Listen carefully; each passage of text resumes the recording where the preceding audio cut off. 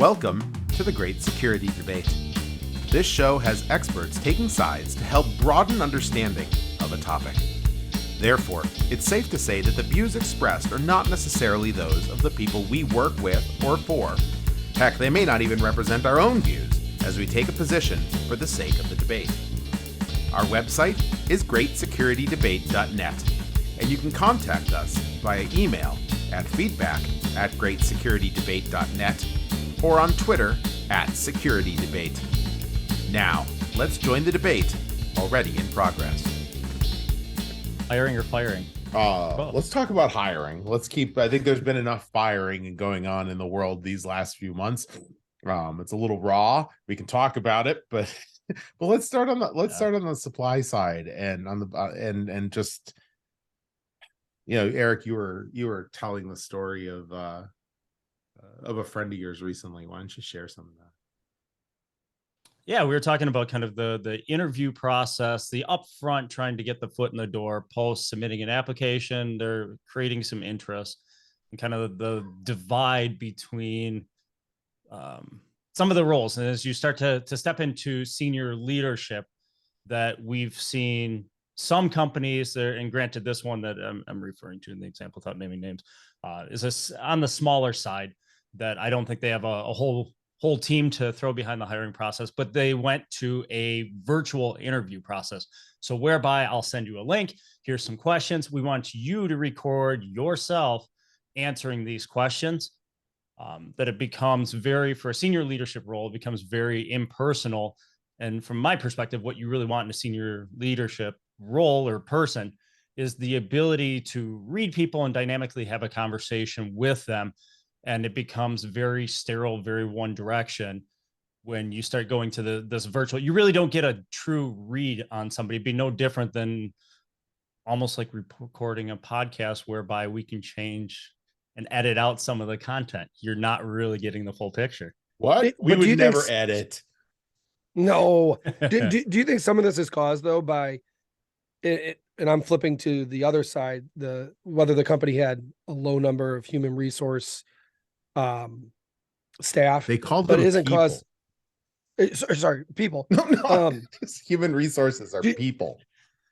Do you think it's caused more from the fact that on the other side, they're getting candidates who are interviewing for other people, right? Because things so much is being done virtually, you got people that have one or two jobs already getting a third job, right? And trying to weed out, like, is this the person I'm actually talking with? Now, I like how you jumped right to scam. You're in the right, you're among good company, but yeah. Well, I didn't even really think, as you were explaining it, Eric, I thought to myself, I go, what would be a reason they would do that, right? And if you're doing, instead of just having the first process or second process be another in-person interview, right? Having them send a video of themselves and trying to verify go through a few things to verify, right? Do you think there's any of that could play into it? Because in the last few weeks or last month and a half, I've actually heard some crazy stories of people. And one of them came from another security company I was talking with who literally hired somebody I know, meaning not somebody I know worked at the company. And they went to a security expo, one of the events, right? And there was 15 sponsors there. One of them was the previous company this guy worked for. And he walked up to the booth because he knew the GM that was there, was talking with him. And he's like, hey, I'm surprised you guys we'll just make up a name. Surprised you guys let Eric go. And he's like, what do you mean? He's like, Eric Willie, right? Or fake name just because Eric's on the show. And the guy goes, we didn't let him go. He's still working with us. And he's like, no, he's not. I just hired him. Right. And like, you could just imagine like the wheels turning in both their heads. Right. Right. So to make sure I'm on the same page, are you talking about somebody interviewing for somebody else, or are you talking about moonlighting, which is becoming an increasingly bigger issue? Either one, moonlighting or interviewing for somebody else. Right. So like you've had this first convo, right? Or maybe email, you've gone through some resumes and now you're going to send him something and say, but if this was his third point in the process, like we said earlier, I don't know that it does any good if you can't look the person in the eyes when you're asking a question to see but that first mannerism that someone gives out tells you right away how they feel about the question. But Brian, is if you walked into the room pretending to be Erik Willie into a physical room and I still didn't know who you were, being in the room doesn't change a damn thing about that than having it recorded. I mean, I think yes, there's, I mean, let's talk about all the things that go into those kind of all the reasons people are using those kinds of those kinds of vetting techniques. But I don't know that bringing the fake Erik Willie in a room gets me any more or less, especially if the fake Erik Willie is a really good liar, which apparently no, I have a checkbox on Twitter, so I'm real. You're an egg. So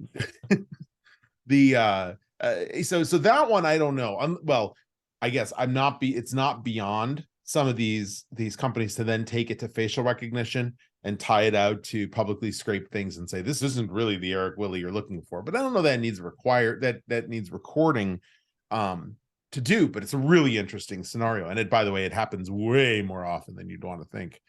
And I would have never have thought that. When I started hearing that, I was like, are you kidding? Well, I mean, from the people, I guess it's the inverse of the fake jobs posts that people get. Oh, we want to hire you for $300,000. We're going to send you a check for $20,000 to go buy stuff, and then you'll reimburse us. And there's this whole scam that goes along with it. So I guess this is the karma opposite of that, fake candidates. But there's a couple of things here. From the positive side, the reasons it's used are for jobs with lots of applicants to do initial filter. Right. I would agree with that. There is built in, right or wrong, and remind me that let's talk about Zooms in a couple of minutes. There is built into much of it some kind of analysis where they're listening to voice analysis. Are you telling the truth? Are you emotional about this? Are you positive about this? How are you feeling? These kinds of things exist in lots of recording technologies, especially sales technologies. Like I said, let's get back to the Zoom in a second because I'm going to go on a rail for that. So stay tuned. Oh, wait, there's more. They're using it to look for keywords. Think of it like a video version of an applicant tracking system, so they can filter out if you're not saying the right things or if you're not using the right mannerisms. Now, okay, fine. That whittles them down, and in theory, you then get in-person interviews or you have a human discussion with the next. Now, I have heard rumblings of the fact that go ahead. Before you go too far, Erik, what was the position he's interviewing for, though? Because I think that's important to know, because you brought up a great point there, Dan. The whole lying aspect, there could be a vendor out there looking to hire somebody like, oh, this guy's a really good liar. He can sell our 4-year roadmap in 30 days. Senior director role. Yeah. So not senior director, but practitioner, senior director security. No, not in security at all. Okay. Different. Yeah. Right. Keep going, Dan. Sorry, I just want to make sure everyone knew what it's a high level role. It is not, but it doesn't mean, especially over the last few months, it doesn't mean that they aren't getting thousands of applicants for jobs. And in talking with HR colleagues, there are scads of people who don't even begin to be qualified. Now, let me make a quick disclaimer. There is, we talk a lot on here and talk a lot on Mentor Core and other things about you don't have to be 100% match to file for a job, to post for a job. This is not what I'm saying. I'm talking about people who have no connection to the role. I don't know why they're posting to it. I don't know what the intentions are, but it's so far afield that it's a shotgun approach. Yeah, it's like, why do people, now, I'll bring some higher ed into this. Now that you have the common I'm going to challenge you on that. Now that you have the common application form, you can click tick, tick, tick, tick, tick, tick, tick, tick, tick, and apply to, for undergrad, apply to tons of colleges with one click and no effort. And it may not even be schools you actually want to go to, or jobs, in this case, jobs you want to go to. LinkedIn, click, click, click, Indeed, click, click, click. It's made it very, very easy, too easy. And it means there's a huge overload in the number of candidates. But if we're going to use the idea of it's a volume play, right? We have a volume of applicants. This is a way to whittle it down. Doing virtual interview and answers to questions doesn't achieve that, because I still have to go through and watch each of those questions. Oh, Now, Eric, granted, I can Eric, watch Eric, one. Eric. You're so cute when you're naive. No, you think people watch them? No. And I'm gonna. You're talking about it's purely based on for the analytics. It's purely based on analytics, and they'll whittle down a list. But these are also the same types of HR professionals, and this is not all HR professionals. It's not all hiring managers, but there are those that say, "I'm going to let the ATS or the automated video, whatever, do this for me, and I'm only going to take the whittled down list."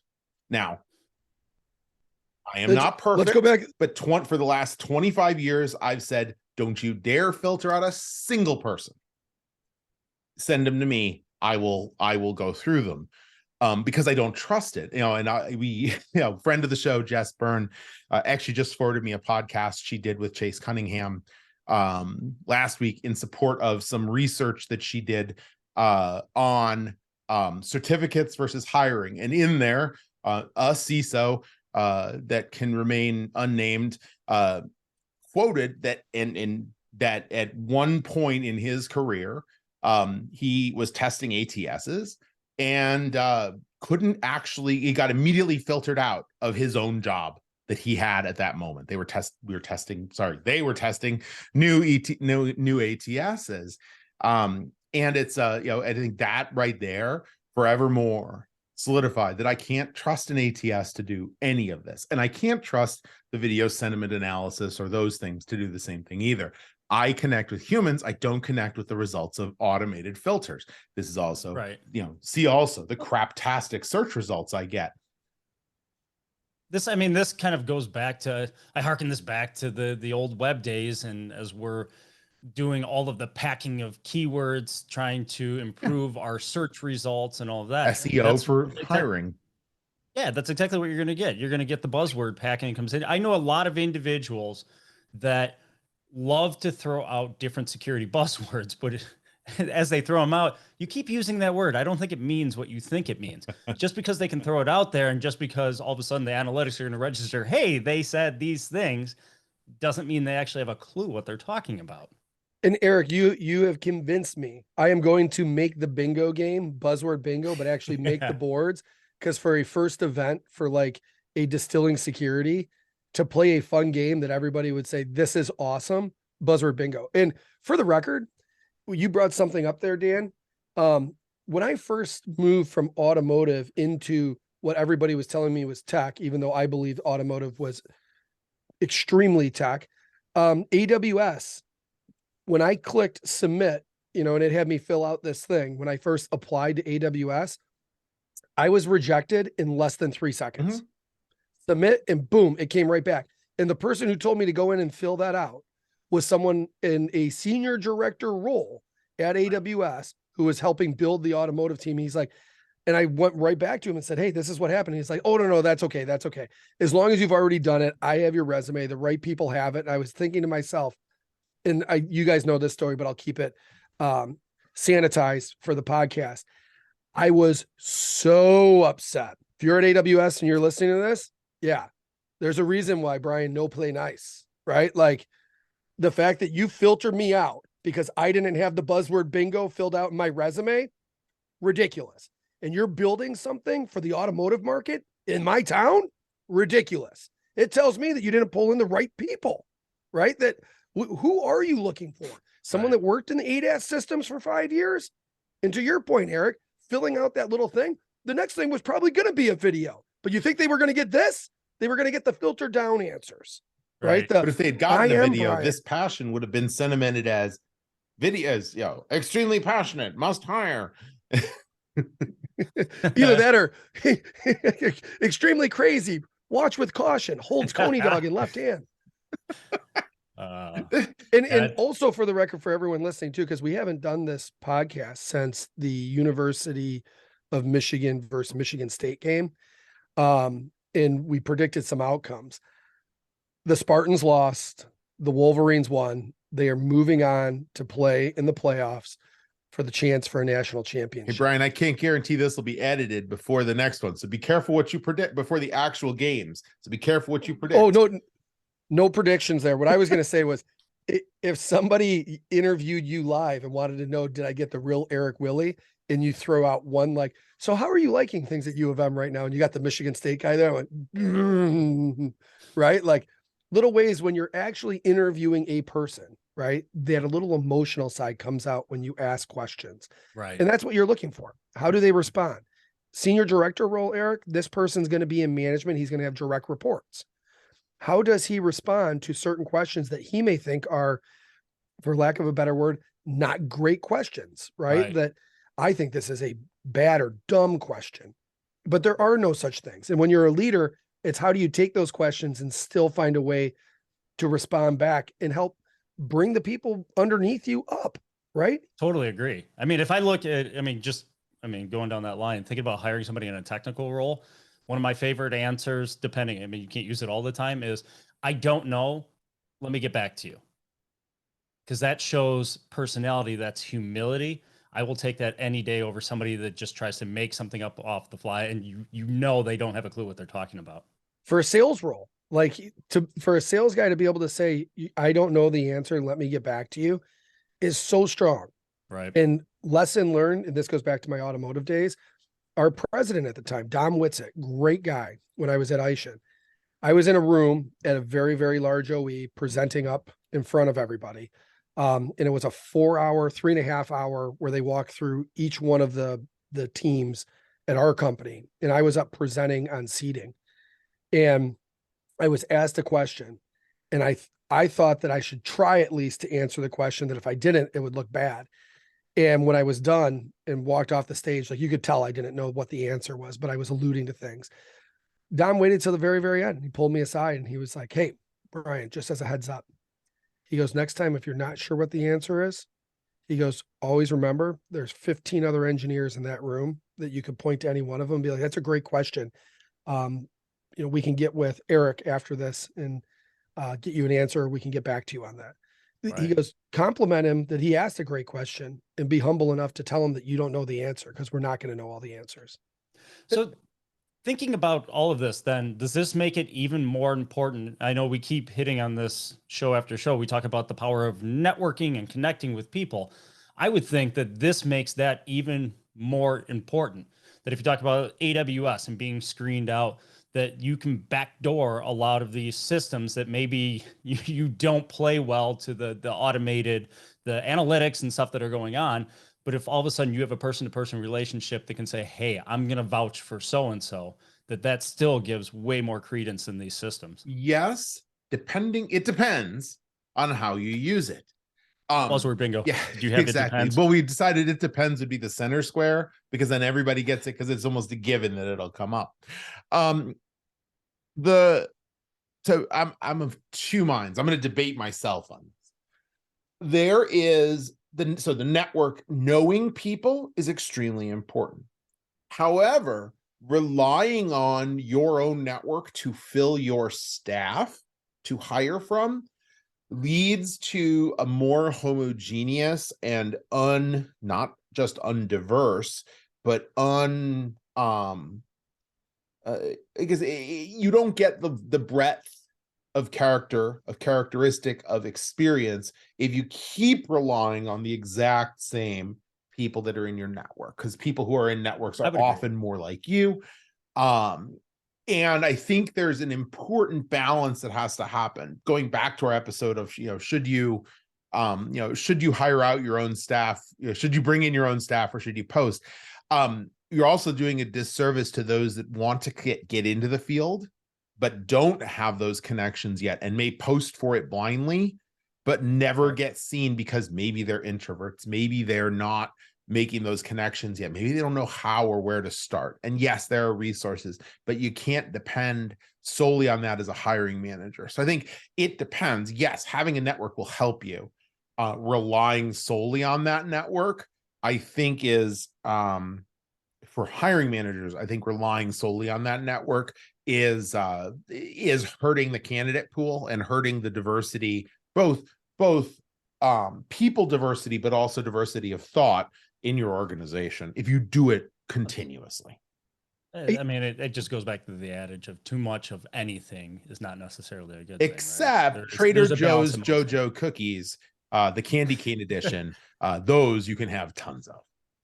Interesting. I'm gonna have to check those out. And Eric, on the it depends part and not going to the buzzword bingo, there could be one square that depends, right? It's actual underwear. Yeah, I was gonna say when we and- get old and we throw, we just go back to the Yeah. adult underwear. And then there's it depends. But Dan, I also think it depends on the person, right? Who's vouching for someone, Yeah. right? Yes. And I vouch find is that a there's different leaders thing.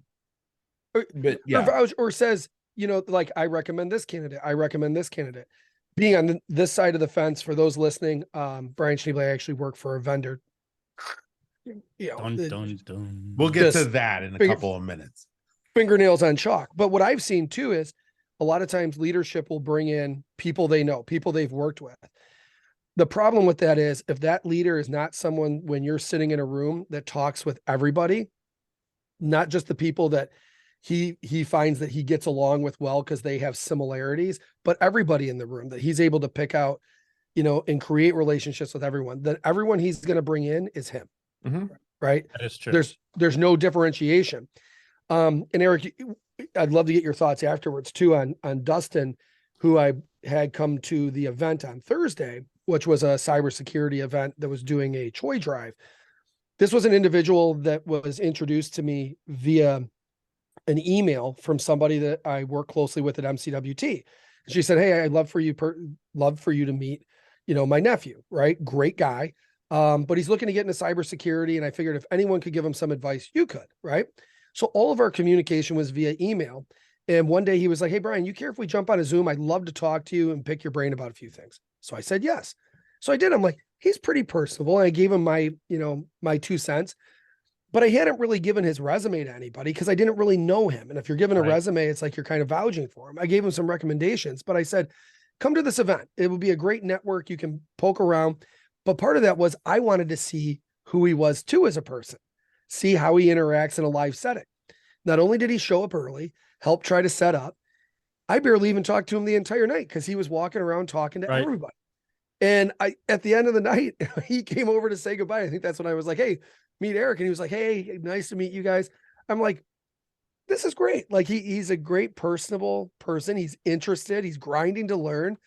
I love that. Right. And it gave me an opportunity, that face-to-face, to be able to say, not just because someone said this is someone I know or a family member, can you do this for me? I got the opportunity to actually see that person, right? And get to know him. There's two things. And although two things you said there, I want to zoom in on. One, I think because we're on Zoom. What's that? Is that because we're on Zoom? No. You want to zoom in? No, we're on YouTube and we're on your favorite podcast application. Please click the like button if you like this. It helps the show a lot. Two things I want to hone in on. One, I don't think it's a bad thing passing on a CV of someone as long as you put the caveats around and say, look, this is somebody I got initial, I've met with them for 20 minutes. I don't know them. I can't necessarily vouch for them, but I at least want to get it under your nose. I do that. I'm happy to do that. I love doing that. Because again, I think ATS systems are crap. And I want to do all I can to get people's faces under noses, in spite of bad hiring managers and bad HR practices. Then the other thing was lost to my aging brain. were you going to compare it to? No, I remember what it was. No, it was what you described from that interaction was fine, but I think it still excludes a huge population, it's now especially in security, of introverts that don't want to be social, that don't want to come out to a thing, that aren't going to interact with people. And I think those are the people who, when they talk, the rare occasions that they open their mouth and say things, they are brilliant things. And putting people into environments like that isn't always good for them. So I think using that as the sole measure, too many people, and I'm not saying you, too many people put that in as the only way. Are they outgoing? Do they talk well with people? Do they walk up and go, "Hi, I'm Dan. Nice to meet you." Yes, I do that, but not everybody does. And some of the best players, and I'm gonna go back to a book. Susan is called Quiet. Let me get the title here. Susan Cain. This book, and I've quoted this book many times, because I guess it's 15 years ago now, someone who worked on my team, who I respect immensely, raised this idea to me. Dan, you're an extrovert. Not Quiet, everyone the powers is. of introverts in a world. I just pulled it up. Yep. Interesting. Yeah, And I'm right there with you, Dan. I mean, this is why I continue to take shots at companies that look at, as all of us are coming up to the end of the year, we're doing reviews with our organization, with our employees and stuff like that. And there's still a lot of organizations out there that look at employees that I can only give you exceeds if you are, or high potential, if you're willing to lead people. Well, that's not the only aspect out there. There are some phenomenal technologists, engineers, all of these different point players in there that you definitely want to continue to promote. But just because they don't want to lead people doesn't mean we should hold them back. The organizations need those people. Well, create the director level roles that don't include people management. Right. Yeah, you don't have to just manage people in order to do great things at an organization. And I'm right there with you on the not everybody has to be social, connect, and all of that. I was talking with an individual, and I apologize, I forget the company, but it was at the Grand Prix, and their whole premise, what they were doing, they were the biggest placement of autistic individuals into security. That they started to realize that those that had different levels of autism are actually phenomenal in security because of their willingness to just go heads down and just deep dive into something.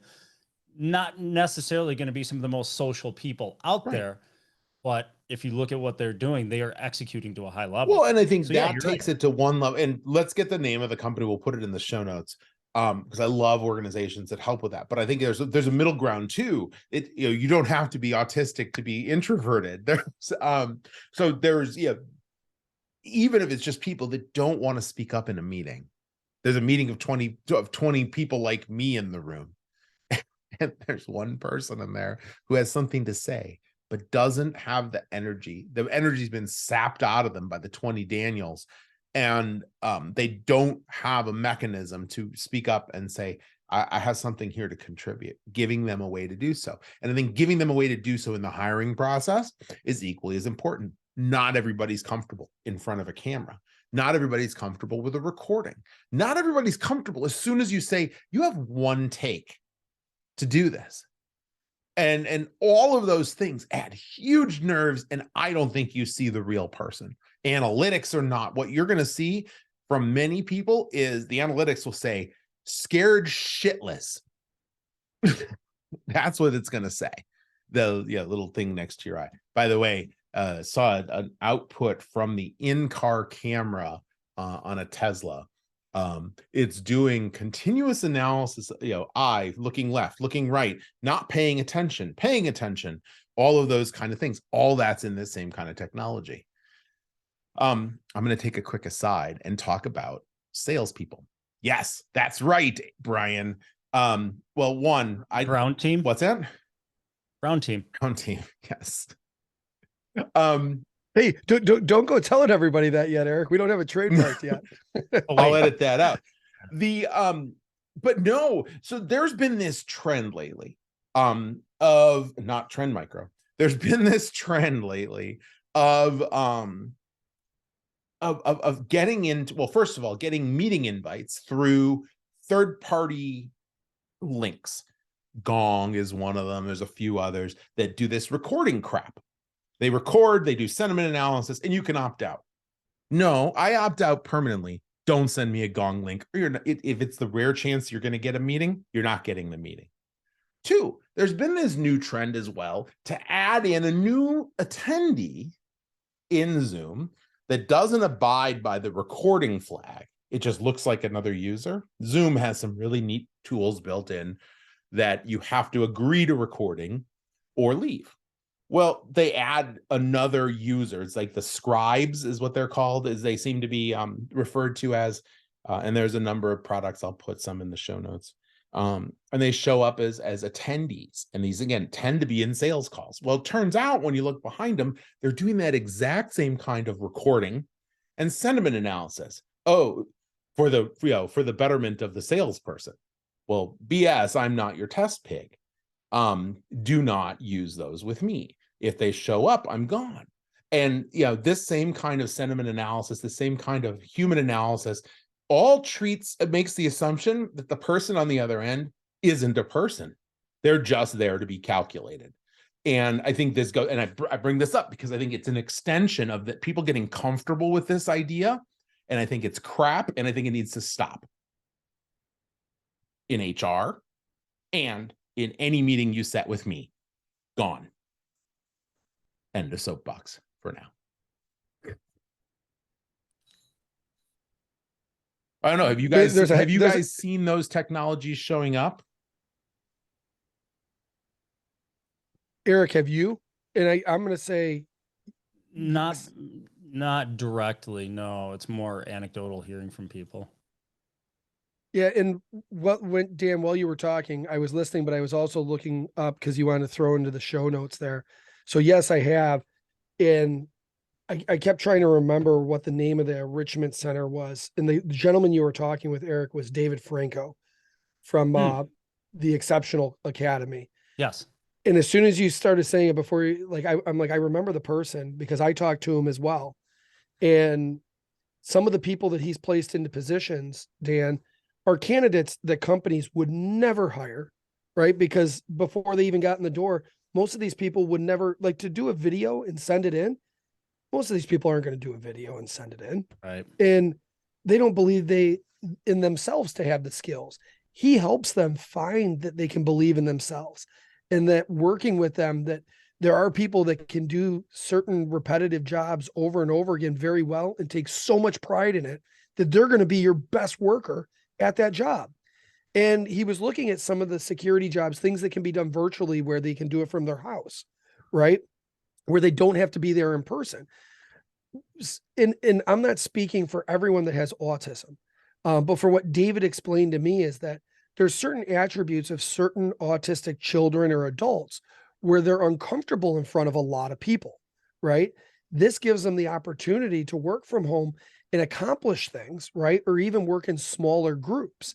And the number of young adults and older adults that he's placed that normally would never get an opportunity. And this goes to the other side of the fence. And because people have gotten to know David Franco in the community and trust him, because he's put people in there and he gives his life's work to do that job, right? He is like the HR of the Exceptional Academy is literally what it's called. And you don't have enough people doing that. And I don't want this podcast to come off as a slam against HR, because it's not. And just like anyone else, if you've never walked a day in my shoes, then you don't know what it feels like to wear my size 11s, right? And you got a size 6 foot, right? And the same is true if you got a bigger foot and it just doesn't fit into that shoe. You just don't know what that job entails until you're in doing it. Right. And when you're trying to go through thousands of candidates, not just for your position, right, but for all different positions throughout the company. But there has to be a better way, a better metric than trying to use, I'm going to do for people watching, not just listening, quotes around AI machines, right, that find a way to go through your data. Because it's really not AI.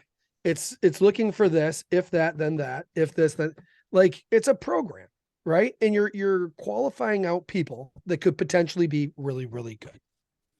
And it becomes interesting because I know we've talked about in previous shows the power of diversity within the team, the different mind thoughts, and how powerful and how much better the greater the diversity, the greater the outcomes of the team, or the higher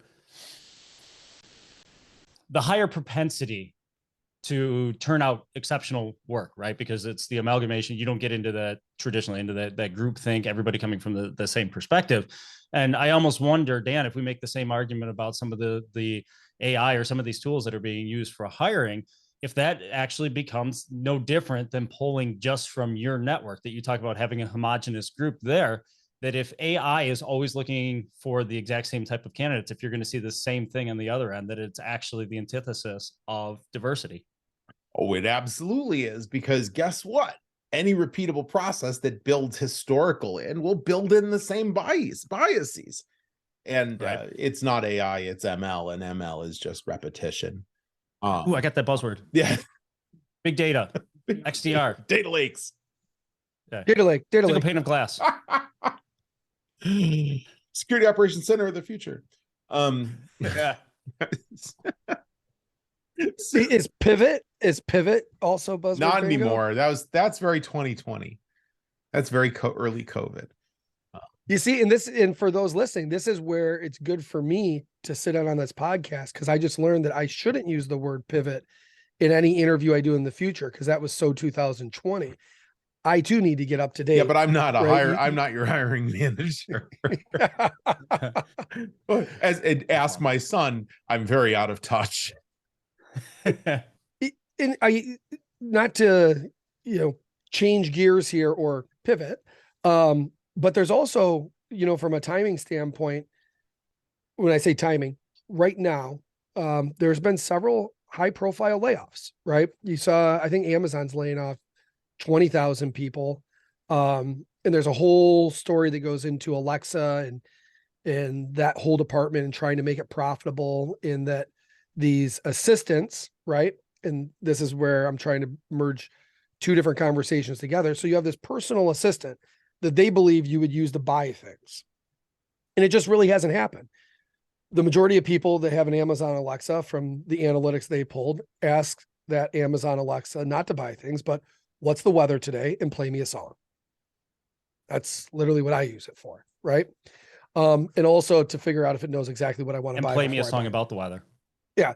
Like yesterday I was making macaroni and cheese for the kids, and they were let's just say being a little disorderly. So I said, Alexa, can you play a song about macaroni and cheese? And it said, thank you. I have a song about macaroni and cheese. And it began playing it. And instantly all the kids just got quiet and listened intently for 3.5 minutes while I tried finishing up to a song about macaroni and cheese. It was beautiful, right? Can you sing us a verse from it? I can't. Was it worth $10 billion though? Because that's what that's the thing. Spent. Now, if only they had hired you and not filtered you out early A's, they wouldn't have met this mess. You would have prevented it from.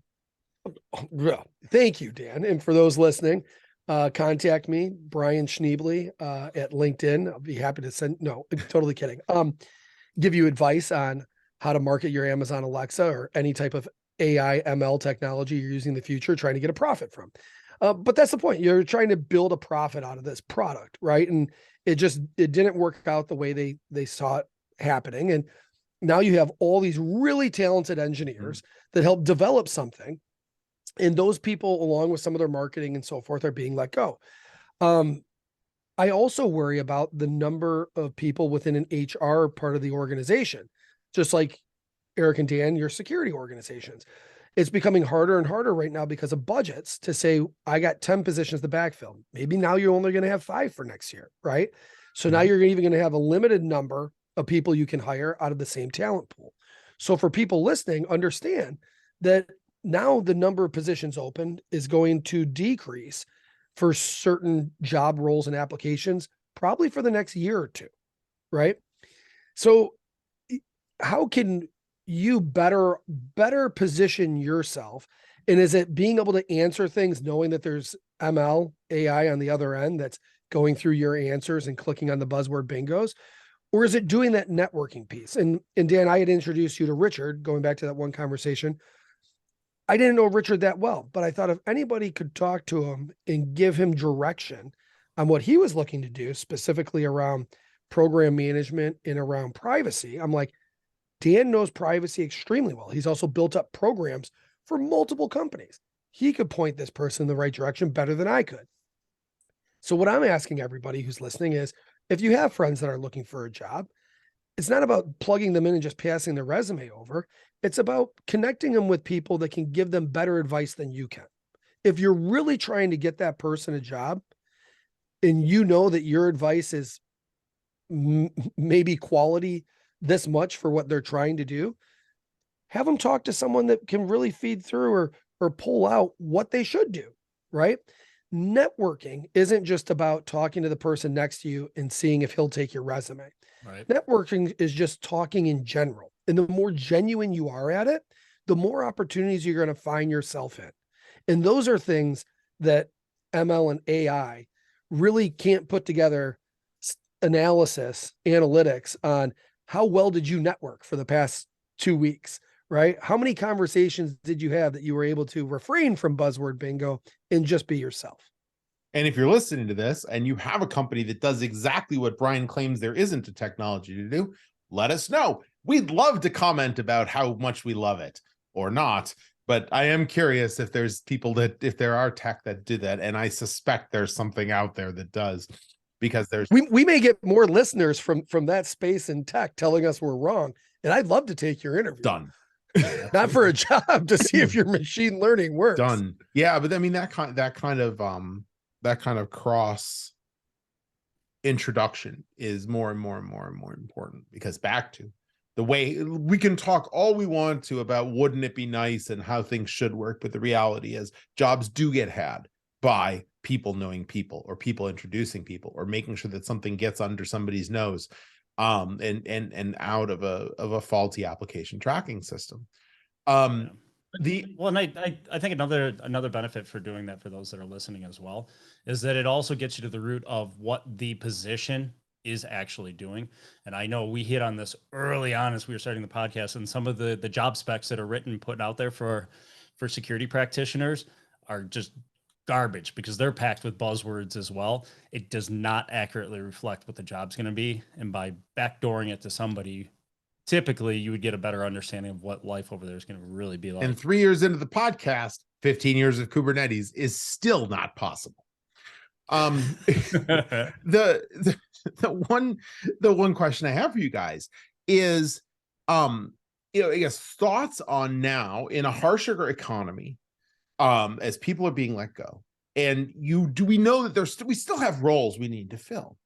Are you going to see people filling them? And let's take it depends out of the answer pool.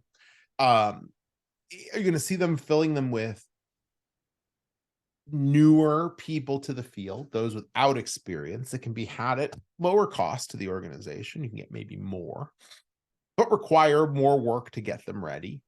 Or are you going to see people getting fewer of the now displaced, rather expensive, experienced people? So from my perspective, and I have to say it depends on the hiring team, right? And the capacity that you have to grow somebody. That, I think we've all been in different positions, that if you look at a low capacity team, that you might need the senior person that can just hit the ground running, that you just, while you might want to, you just don't have the time to pour into somebody. But I do think, from my perspective and where I'm at right now, that I'm in the camp of taking somebody that's got tangential skill sets, that has an appetite to grow, and moving them into that role and growing them. Because there are areas in security that, specifically just looking about in automotive, that you talk about security kind of being a niche. And then, we were talking about this actually at the event that Brian mentioned, that automotive security on the product side is a niche within a niche, right? So finding those people is extremely hard, and it's just, you're cannibalizing between each other, just kind of raising the bar. Well, I'll pay you more. And it just, everybody, I guess not everybody loses, and that the practitioner kind of wins, but is a niche inside a niche really just a quiche?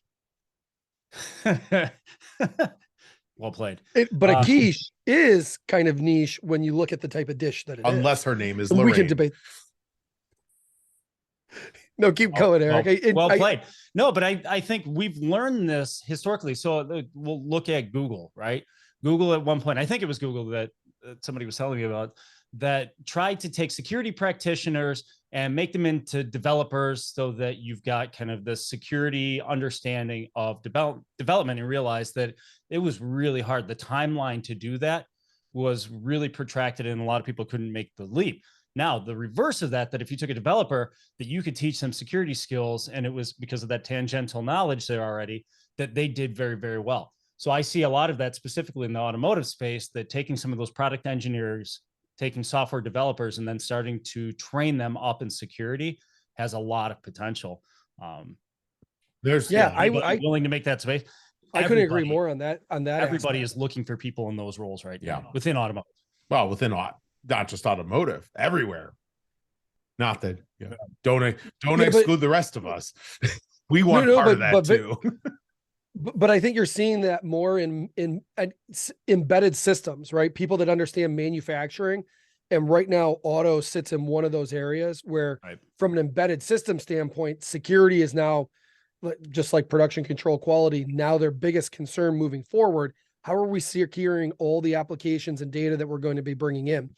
And I think you're seeing the same thing in other manufacturing realms that are getting more embedded systems, where their developers and programmers responsible for those systems are now being asked those questions, but that's not their forte on the security side.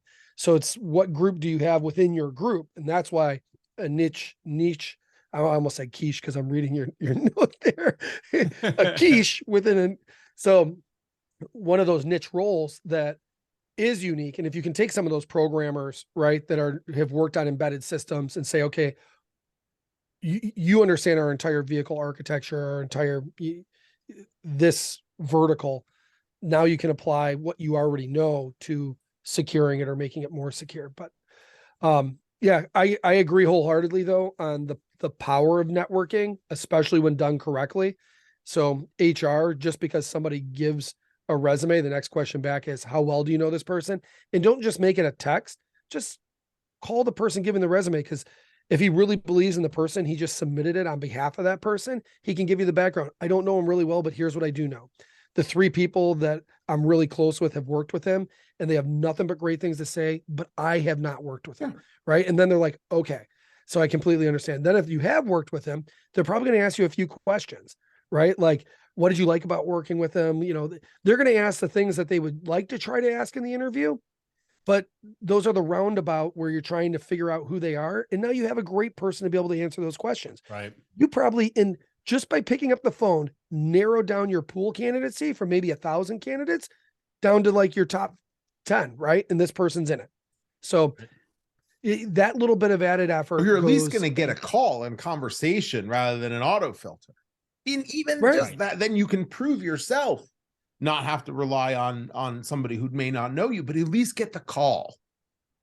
Yeah. And if you know someone that knows how to make a really good quiche, rather than just pulling up 3 recipes and comparing one to the other, and mom or grandma makes a great one, you're probably going to call grandma and be like, quick question.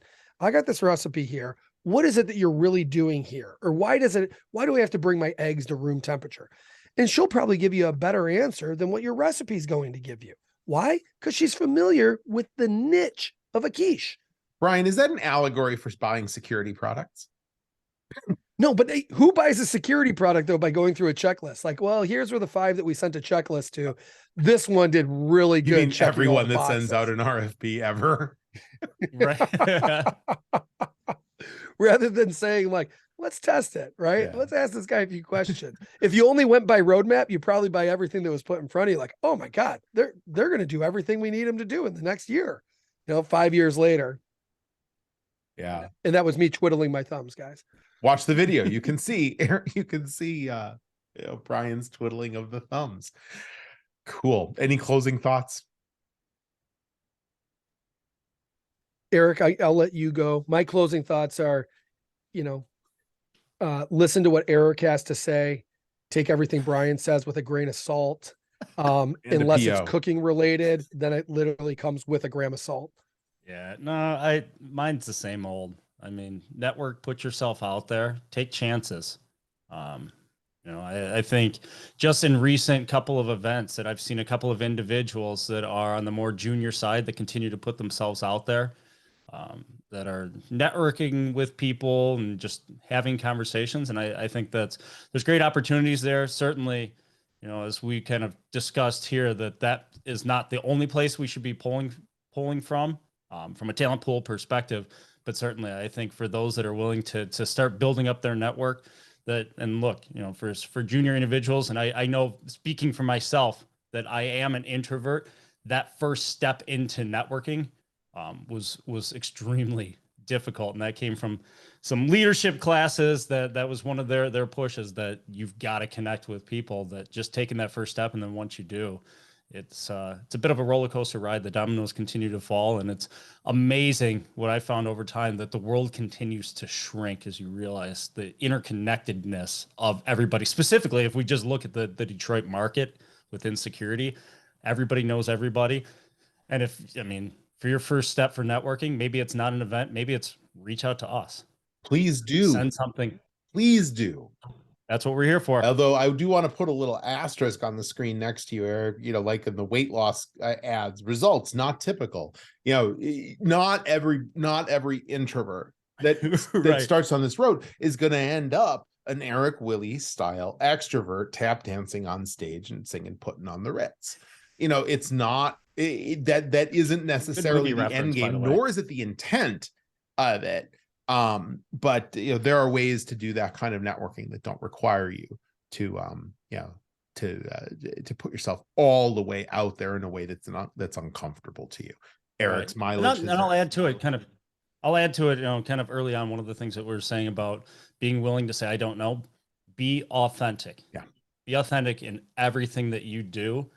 And that should hopefully help lead to good things, because the majority of people can smell through the BS. So be you. And on the flip side, on the person receiving that call, be vulnerable. Open yourself up to the person asking the question. Know what? I went through the same thing too. Don't try and say, I understand exactly what you feel, but be relatable.